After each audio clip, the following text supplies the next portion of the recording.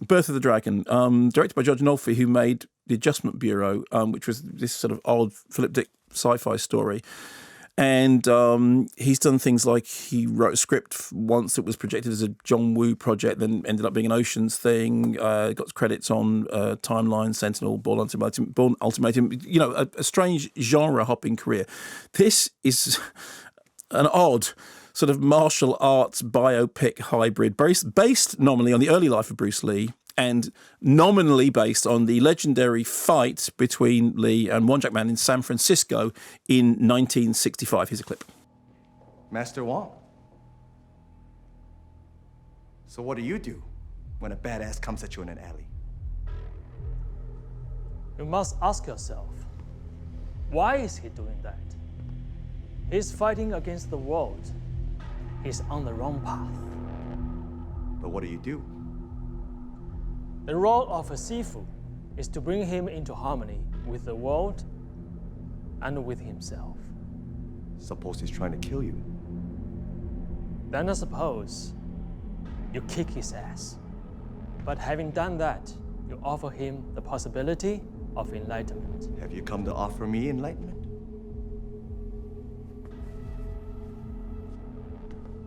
I have come to accept your challenge.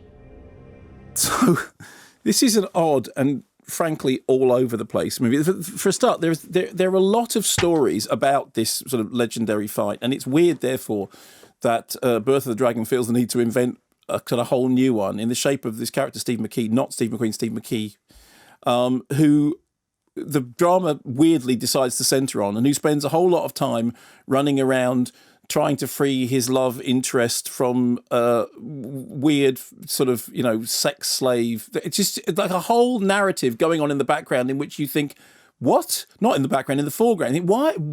Pardon? Why is that happening?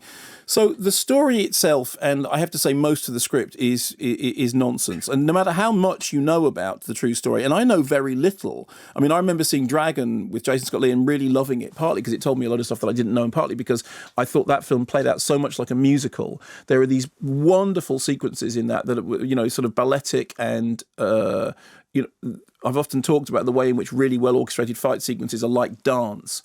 And Dragon, the Bruce Lee story, really, really tapped into that and was a really enjoyable, entertaining film. Even knowing as little as I do, most of this rang not true. I mean, this looks by comparison like some kind of straight-to-video knockoff with an incredibly annoyingly smug Bruce Lee. I mean, he may have been cocky, but I'm sure he wasn't anything like this charmless. That said, there are a couple of passable punch-ups, including one on a staircase, although whenever you see a punch-up on a staircase, you just think of, you know, Tony Jaa, and, you know, you keep expecting somebody to turn up and shout, "Where's my elephant?"